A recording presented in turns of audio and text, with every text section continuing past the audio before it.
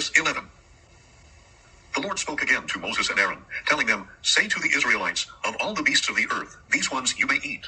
You may eat any animal that has a split hoof, completely divided, and that chews the cud. But of those that only chew the cud, or only have a divided hoof, you are not to eat the following. The camel, though it chews the cud, does not have a divided hoof. It is unclean for you. The rock badger, though it chews the cud, does not have a divided hoof. It is unclean for you. The rabbit, though it chews the cud, does not have a divided hoof. It is unclean for you. And the pig, though it has a split hoof, completely divided, does not chew the cud. It is unclean for you. You must not eat their meat or touch their carcasses. They are unclean for you. Of all the creatures that live in the water, whether in the seas or in the streams, you may eat anything with fins and scales. But the following among all the teeming life and creatures in the water are detestable to you. Everything in the seas or streams that does not have fins and scales, they shall be an abomination to you. You must not eat their meat, and you must detest their carcasses. Everything in the water that does not have fins and scales shall be detestable to you. Additionally, you are to detest the following birds, and they must not be eaten because they are detestable: the eagle, the bearded vulture, the black vulture, the kite, any kind of falcon, any kind of raven, the ostrich, the screech owl, the gull, any kind of hawk, the little owl, the cormorant, the great owl, the white owl, the desert owl, the osprey, the stork, any kind of heron, the hoopoe, and the bat. All flying insects that walk on all fours are detestable to you. However, you may eat the following kinds of flying insects that walk on all fours: those having jointed legs above their feet for hopping on the ground. Of these you may eat any kind of locust, katydid, cricket, or grasshopper. All other flying insects that have 4 legs are detestable to you. These creatures will make you unclean. Whoever touches their carcasses will be unclean until evening, and whoever picks up one of their carcasses must wash his clothes, and he will be unclean until evening. Every animal with hooves not completely divided, or that does not chew the cud, is unclean for you. Whoever touches any of them will be unclean. All the 4-footed animals that walk on their paws are unclean for you. Whoever touches their carcasses will be unclean until evening, and anyone who picks up a carcass must wash his clothes, and he will be unclean until evening. They are unclean for you.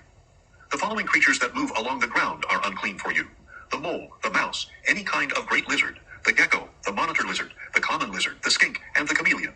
These animals are unclean for you among all the crawling creatures. Whoever touches them when they are dead shall be unclean until evening.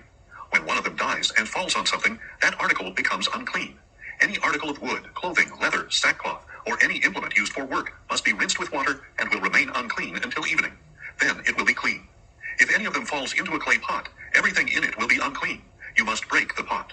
Any food coming into contact with water from that pot will be unclean, and any drink in such a container will be unclean. Anything upon which one of their carcasses falls will be unclean. If it is an oven or cooking pot, it must be smashed. It is unclean and will remain unclean for you. Nevertheless, a spring or cistern containing water will remain clean, but one who touches a carcass in it will be unclean. If a carcass falls on any seed for sowing, the seed is clean. But if water has been put on the seed and a carcass falls on it, it is unclean for you. If an animal that you may eat dies, anyone who touches the carcass will be unclean until evening.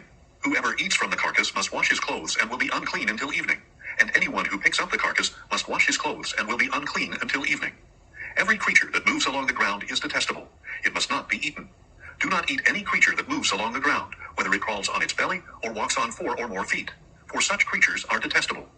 Do not defile yourselves by any crawling creature. Do not become unclean or defiled by them. For I am the Lord your God. Consecrate yourselves therefore and be holy, because I am holy. You must not defile yourselves by any creature that crawls along the ground. For I am the Lord who brought you up out of the land of Egypt, so that I would be your God. Therefore be holy, because I am holy. This is the law regarding animals, birds, all living creatures that move in the water, and all creatures that crawl along the ground. You must distinguish between the unclean and the clean, between animals that may be eaten and those that may not. Leviticus 12. Then the Lord said to Moses, "Say to the Israelites, a woman who becomes pregnant and gives birth to a son will be unclean for 7 days, as she is during the days of her menstruation. And on the 8th day the flesh of the boy's foreskin is to be circumcised. The woman shall continue in purification from her bleeding for 33 days. She must not touch anything sacred or go into the sanctuary until the days of her purification are complete. If, however, she gives birth to a daughter, the woman will be unclean for 2 weeks, as she is during her menstruation. Then she must continue in purification from her bleeding for 66 days. When the days of her purification are complete, whether for a son or for a daughter, she is to bring to the priest at the entrance to the tent of meeting a year-old lamb for a burnt offering, and a young pigeon or a turtle dove for a sin offering. And the priest will present them before the Lord, and make atonement for her. And she shall be ceremonially cleansed from her flow of blood. This is the law for a woman giving birth, whether to a male or to a female. But if she cannot afford a lamb, she shall bring 2 turtle doves or 2 young pigeons, one for a burnt offering and the other for a sin offering. Then the priest will make atonement for her, and she will be clean. Leviticus 13.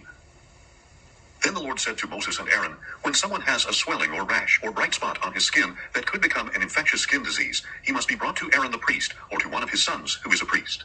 The priest is to examine the infection on his skin, and if the hair in the infection has turned white, and the sore appears to be deeper than the skin, it is a skin disease. After the priest examines him, he must pronounce him unclean. If, however, the spot on his skin is white, and does not appear to be deeper than the skin, and the hair in it has not turned white, the priest shall isolate the infected person for 7 days. On the 7th day, the priest is to re-examine him, and if he sees that the infection is unchanged and has not spread on the skin, the priest must isolate him for another 7 days. The priest will examine him again on the 7th day, and if the sore has faded and has not spread on the skin, the priest shall pronounce him clean. It is a rash. The person must wash his clothes and be clean. But if the rash spreads further on his skin, after he has shown himself to the priest for his cleansing, he must present himself again to the priest. The priest will re-examine him, and if the rash has spread on the skin, the priest must pronounce him unclean. He has a skin disease. When anyone develops a skin disease, he must be brought to the priest. The priest will examine him, and if there is a white swelling on the skin that has turned the hair white, and there is raw flesh in the swelling, it is a chronic skin disease, and the priest must pronounce him unclean. He need not isolate him, for he is unclean. But if the skin disease breaks out all over his skin, so that it covers all the skin of the infected person from head to foot, as far as the priest can see, the priest shall examine him, and if the disease has covered his entire body, he is to pronounce the infected person clean. Since it has all turned white, he is clean. But whenever raw flesh appears on someone, he will be unclean. When the priest sees the raw flesh, he must pronounce him unclean.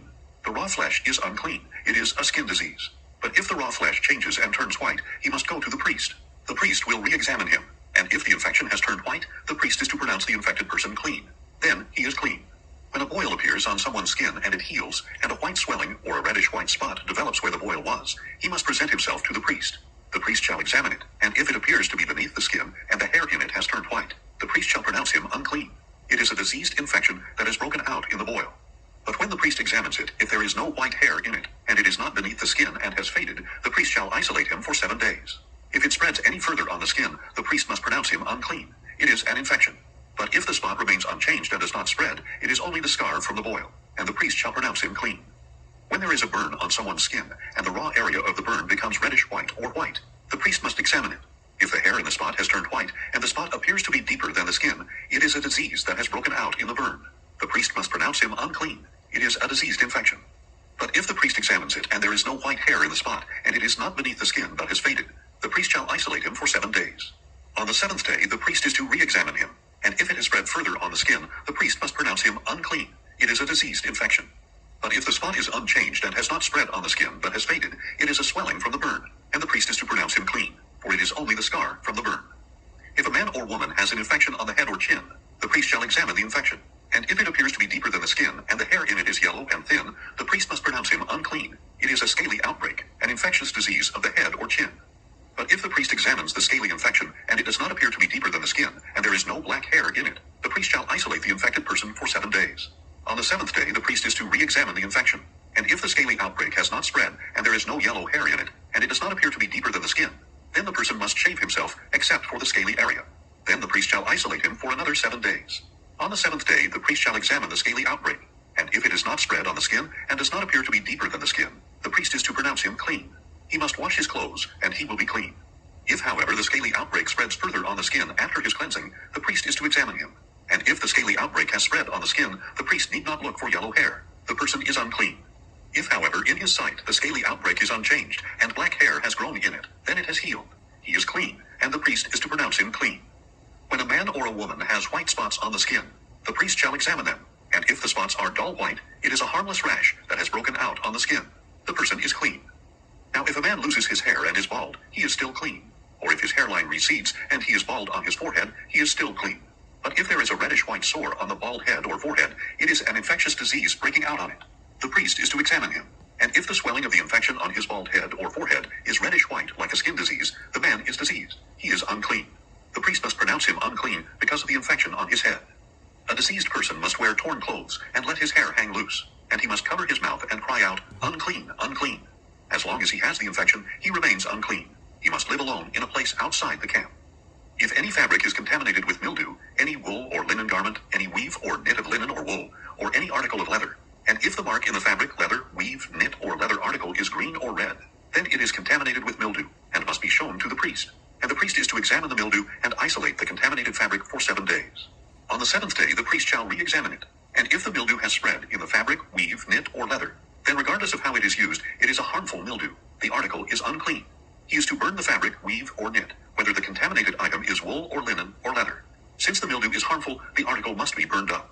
But when the priest re-examines it, if the mildew has not spread in the fabric, weave, knit, or leather article, the priest is to order the contaminated article to be washed and isolated for another 7 days. After it has been washed, the priest is to re-examine it, and if the mildewed article has not changed in appearance, it is unclean. Even though the mildew has not spread, you must burn it, whether the rot is on the front or back. If the priest examines it and the mildew has faded after it has been washed, he must cut the contaminated section out of the fabric, leather, weave, or knit. But if it reappears in the fabric, weave, or knit, or on any leather article, it is spreading. You must burn the contaminated article. If the mildew disappears from the fabric, weave, or knit, or any leather article after washing, then it is to be washed again, and it will be clean. This is the law concerning a mildew contamination in wool or linen